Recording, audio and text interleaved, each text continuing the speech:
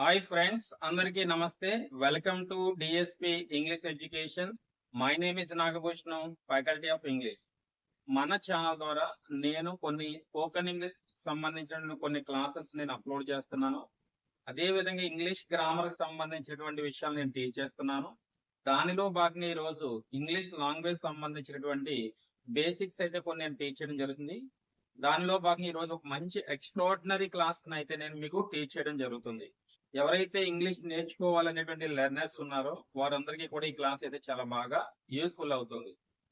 చాలా మంది స్టూడెంట్స్ నేను గమనిస్తున్నప్పుడు చాలా మంది స్టూడెంట్స్ కి అయితే బేసిక్స్ అనేది తెలియట్లేదు.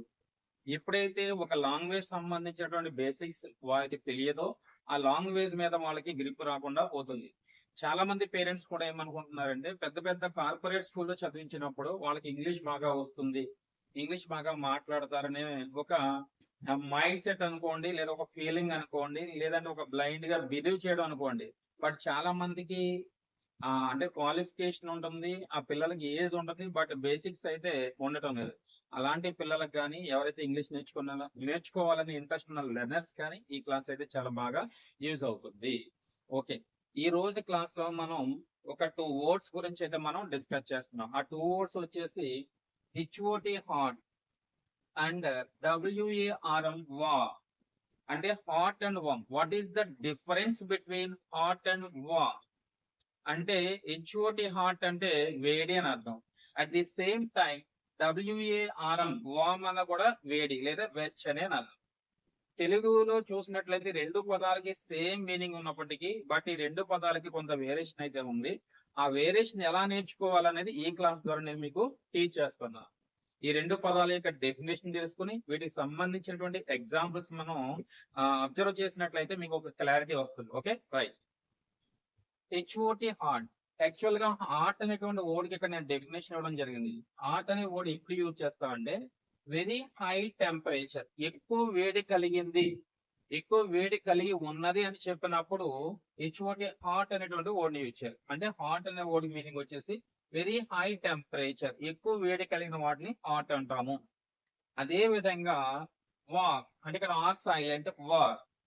మైల్డ్ హీట్, హీట్ అంటే వేడి, వెచ్చని అని అర్థం. తక్కువ వేడి కలిగి ఉంది, టచ్ చేయొచ్చు, వాటిని టచ్ చేసినా పెద్దగా మనకి ఏమీ అవ్వదు. అలాంటప్పుడు వామ్ అనేటువంటి వర్డ్ ని మనం యూజ్ చేయాలి.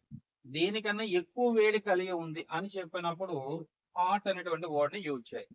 ఇక్కడ మీరు ఈ 2 వర్డ్స్ కి దాని యొక్క మీనింగ్ అయితే మీరు అబ్జర్వ్ చేశారు కాబట్టి ఇప్పుడు దీనికి సంబంధించిన కొన్ని ఎగ్జాంపుల్స్ కూడా మనం డిస్కస్ చేద్దాం. ఇక్కడ చూడండి, హాట్ అంటే ఏం చెప్పాను నేను?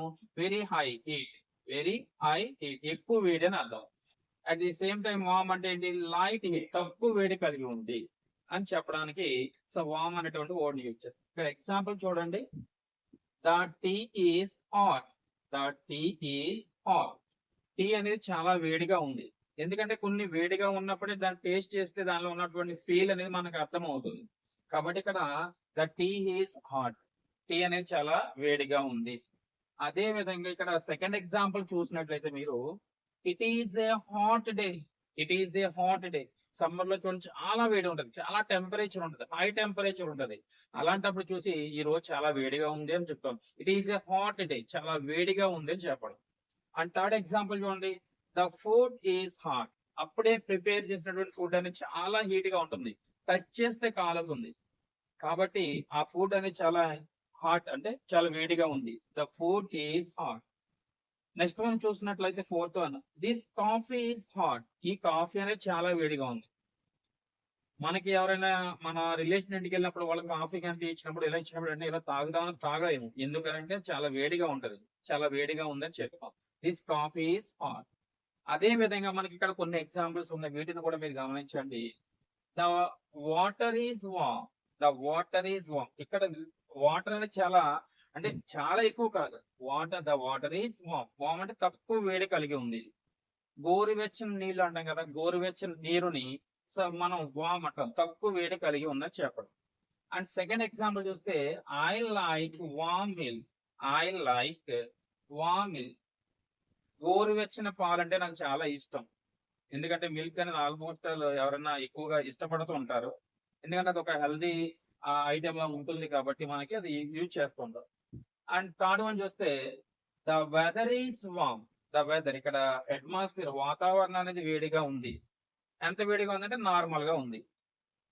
The weather is warm. ఎక్కువ వేడిగా ఉంది అనుకోండి, చాలా ఎక్కువ high temperature. The weather is hot అనాలి అప్పుడు. అండ్ ఫోర్త్ వన్ చూడండి, దిస్ కాఫీ ఈస్ వార్మ్. ఈ కాఫీ అంత వేడిగా లేదు. అంత వేడిగా లేదంటే కొంచెం కొంత వేడి కలిగి ఉంది అని మనం చెప్పడం. This coffee is warm. అంటే ఈ రోజు క్లాస్ లో మనం ఏం డిస్కస్ చేసామండి? హాట్ అనేటువంటి వర్డ్‌కి, వార్మ్ అనేటువంటి వర్డ్‌కి డిఫరెన్స్ తెలుసుకున్నాం. వన్స్ అగైన్ దాని గురించి చిన్న డెఫినిషన్ మళ్ళీ ఆల్రెడీ ఇచ్చేసింది. హాట్ అంటే ఏం చెప్పాను? వెరీ హై టెంపరేచర్, ఎక్కువ వేడి కలిగి ఉన్న వాటిని మనం హాట్ అని చెప్తాము. అదే విధంగా వార్మ్ అంటే ఏంటి? మైల్డ్ హీట్, తక్కువ వేడి కలిగి ఉన్న వాటిని మనము వార్మ్ అని చెప్తాం. ఇలాగ ఎవరైతే బేసిక్స్ నేర్చుకుంటారో వారికి ఆ లాంగ్వేజ్ సంబంధించినటువంటి ఆ లాంగ్వేజ్ మీద కొంచెం గ్రిప్ వస్తుంది. ఎప్పుడైతే గ్రిప్ వచ్చిందో, కొన్ని వర్డ్స్ కి మీనింగ్ తెలిసాయో, డిఫరెన్స్ తెలిసిందో, ఇంగ్లీష్ మాట్లాడడానికి ఎక్కువ పాసిబిలిటీ ఉండదు. ఎవరైనా సరే ఈ క్లాస్ ని స్టార్టింగ్ నుంచి ఎండింగ్ వరకు చూసినట్లయితే వాళ్ళకి ఒక కంప్లీట్ ఇన్ఫర్మేషన్ వస్తుంది.